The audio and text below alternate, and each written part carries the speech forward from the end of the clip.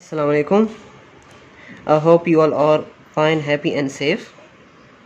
Today we are going to discuss how to write an essay.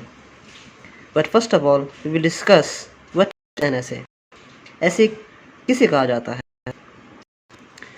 So definition है essay की that the literal composition of any subject according to its topic of interest is called an essay.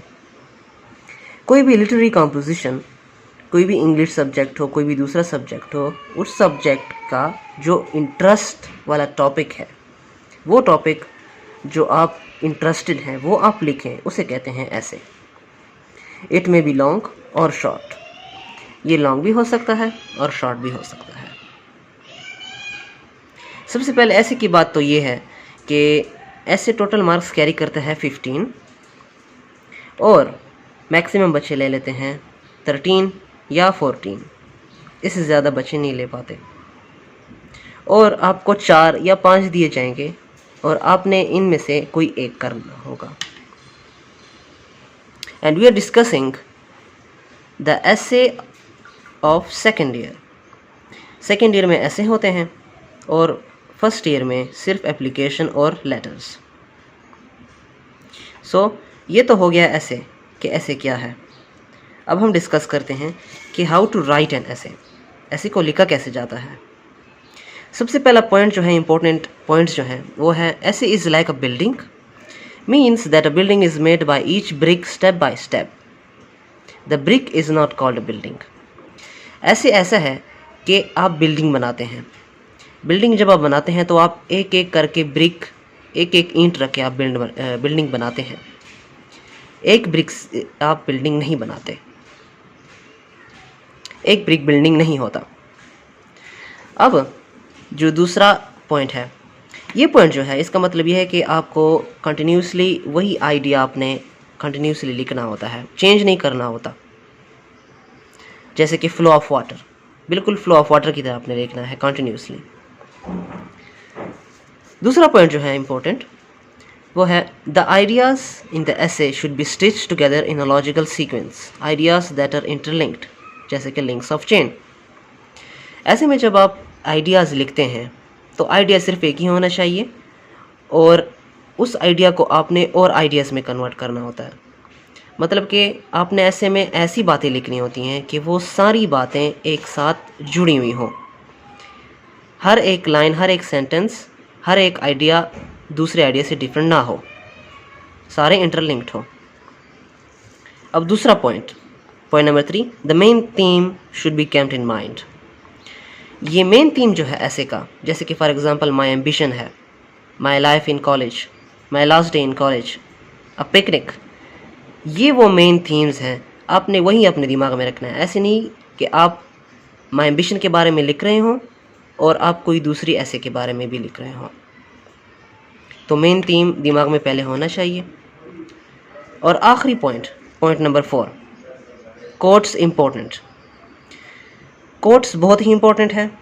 3 या 4 आप लिख दें तो बहुत ही अच्छा होगा. अगर 5 लिख दें तो और भी बहुत अच्छा है. कोट्स बहुत ही लाजमी हैं. कोट्स अगर आप नहीं लिखेंगे तो आपको नंबर नहीं मिलेंगे. अब हम आगे डिस्कस करते हैं. ये है वो इम्पोर्टेंट पॉइंट्स जो आपने अपने माइंड में रखने हैं. अब पार्ट्स ऑफ एन ऐसे.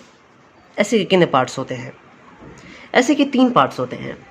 इंट्रोडक्शन, द बॉडी ऑफ ऐसे एंड कंक्लूजन. पहले आपने इंट्रोडक्शन लिखना है उस ऐसे के बारे में, बहुत छोटी सी पैराग्राफ में. उसके बाद द बॉडी ऑफ ऐसे, मतलब कि जो बॉडी आती है, मतलब बड़ी जो आप लिखते हैं पूरा ऐसे, उसे कहते हैं द बॉडी. उसके बाद आखिर में एक पैराग्राफ होता है कंक्लूजन, वो आपने एंडिंग पैराग्राफ होता है. और फिर उसके बाद आपने कोट लिखना है और बस दैट्स इट, ऐसे ख़त्म. अब मैंने एक एग्जांपल यहाँ बनाई है आपके लिए ताकि आपको आसानी हो, आप इससे आइडिया ले सकें. अब जैसे कि ऐसे है my ambition in life for example. सबसे पहले हमने इधर इंट्रोडक्शन का पैराग्राफ लिखना है. जैसे कि let's start. Man is an ambitious being. Every man and women has some ambition. Without an ambition, life becomes purposeless, dull and boring. Ambition makes a person active, blah blah, etc. ये मैंने थोड़ा लिखा है, आपने थोड़ा सा ज़्यादा लिखना है। जितना आपका ऐसे आपकी खुद ग्रामर बुक्स में इंक्लूड होगा उतना ही आपने लिखना होता है। मैं सिर्फ ये समझा रहा हूँ कि सबसे पहले इंट्रोडक्शन का पैराग्राफ होता है, उसके बाद द बॉडी ऑफ ऐसे, और उसके बाद आखिर में कंक्लूजन, और कोट्स भी बीच में लिखने हैं। जैसे ही आप इंट्रोडक्शन का पैराग्राफ लिखेंगे तो आप उसके बाद एक कोट लिखेंगे, कोई भी कोट हो सकता है। आप वो कोट लिखेंगे, उसके बाद आपने, और दूसरी इम्पोर्टेंट बात, जब आप ऐसे लिखेंगे तो ऐसे आप पैराग्राफ की फॉर्म में नहीं लिखेंगे। मतलब जैसे कि अगर फॉर एग्जांपल यहाँ पर एक पैराग्राफ एंड होता है तो आप आगे नहीं लिखते और आप दूसरी लाइन यहाँ से शुरू कर देते हैं, नहीं, ऐसे कभी भी पैराग्राफ फॉर्म में नहीं लिखना, आपने कंटिन्यूसली लिखना होता है। अब जब आप कोट लिखेंगे तो उसके बाद द बॉडी ऑफ ऐसे शुरू हो जाएगा। आपने पहले इंट्रोडक्टरी पार्ट लिख लिया, अब आएगा द बॉडी ऑफ ऐसे। तो यहाँ से शुरू होगा, I am a young boy of 18 years, I am ambitious for the youth of the country, even the sky is not the limit, और उसके बाद एक्सेट्रा और भी आपने लिखना होता है, पूरा आएगा। अगर आप एक दो पैराग्राफ लिखेंगे उसके बाद कोट लिखेंगे तो ये बहुत ही खूबसूरत इंप्रेशन पड़ेगा एग्जामिनर पे। उसके बाद 2-3 पैराग्राफ आप लिखेंगे, उसके बाद फिर दूसरा पैराग्राफ आप स्टार्ट करेंगे द बॉडी ऑफ ऐसे। ये वही द बॉडी ऑफ ऐसे अभी शुरू हुआ है। My ambition is to have wings to fly fast like an eagle in the skies. I want to become a pilot in Pakistan Air Force, etc. इसके बाद आपने एक दूसरा पैराग्राफ लिख देना है और आपने फिर से कोट लिख लेना है। ये लिखने के बाद आप 3-4-5 पैराग्राफ्स ऐसे लिख सकेंगे और 2-3 कोट्स भी आप इनमें से लिख सकेंगे। द बॉडी ऑफ ऐसे और इंट्रोडक्टरी पार्ट ख़त्म होने के बाद आएगा कंक्लूजन,